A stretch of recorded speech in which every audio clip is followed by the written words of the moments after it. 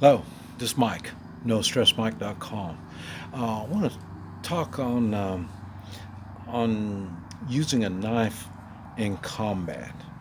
Um, uh, this is now. This isn't. I didn't learn all this in Vietnam. I wish I knew all this when I was in uh, close quarter combat situations when I was in Vietnam. I didn't know this. We didn't learn all the. There were so many weapons we were learning in the way when we were uh, learning combat, and none is funny because everything we learned, one way, it it just seemed like it didn't apply when you really got into combat. But as I get older and I think about this stuff, if they would have got in a little more detail, it'd been a little more meaningful. We wouldn't have. But you got to remember, I'm young and running on hormones, so 18 years old. You don't have all the skills. But I say that there's some things that you need to know. Now, this is only uh, this is stuff I wish I knew at the time. I've mentioned using the K-bar. The K-bar is a Marine fighting knife. Now I think they've changed it, but I don't really know. I stick with the stuff that I know that I've used before and it worked. Now, but this is going to be a little different. Uh, what this video is about is some of the points on the body uh, that you that are vulnerable. Now they're not in uh, close quarter combat when I mentioned before, you don't want to do one-on-one. One-on-one, one of you is going to lose.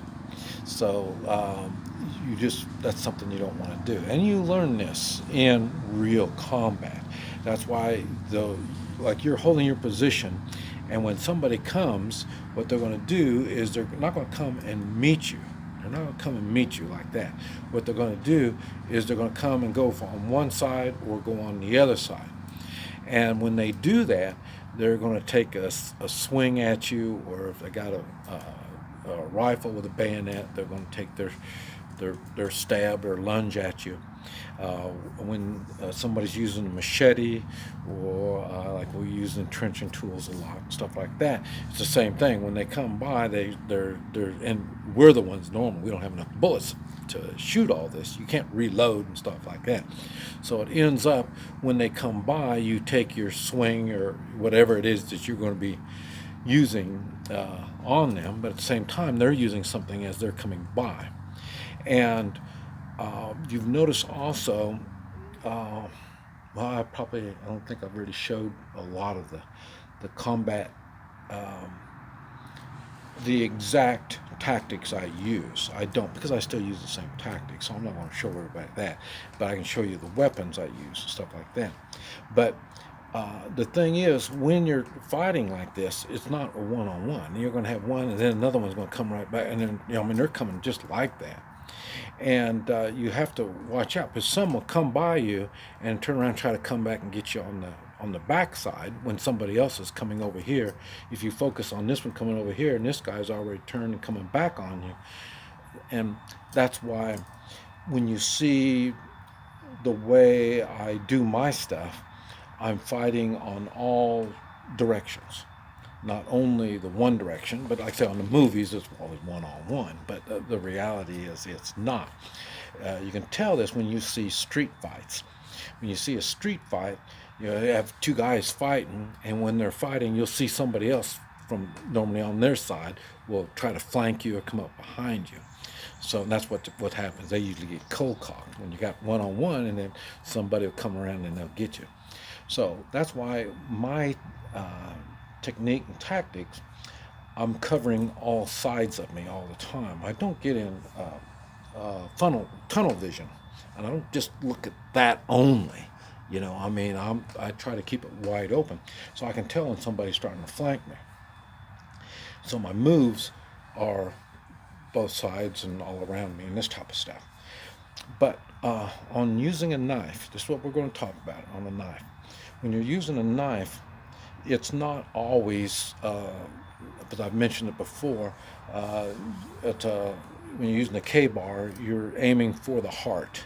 It goes in for the heart, and then you do your thing on that. I'm not going to go any more on that, but another thing that I didn't cover when I was talking about this is the knife is used in other parts of the body, not just for killing.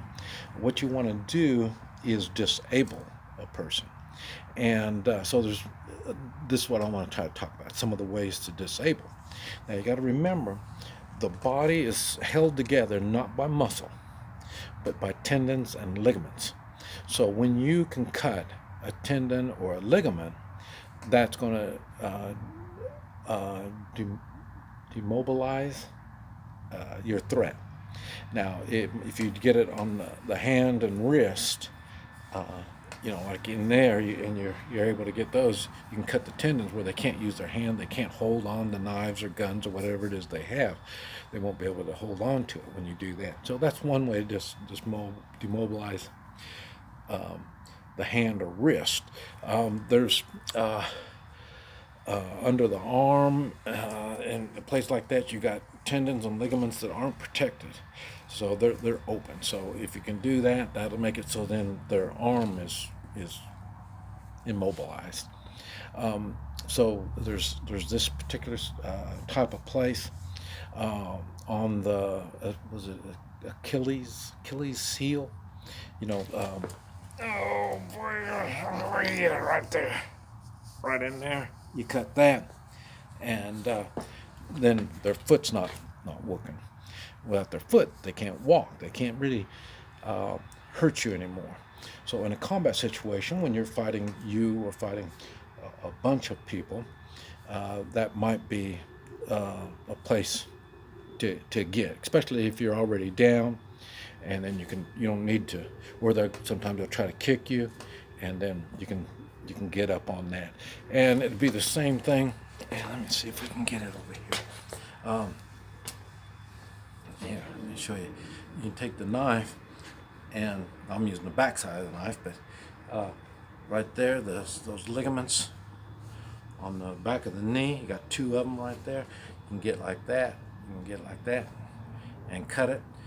That's what the good thing about the bigger knife. You got more weight and you got more length, and it's easier to get these places. So then you can get that, and now they can't use their leg.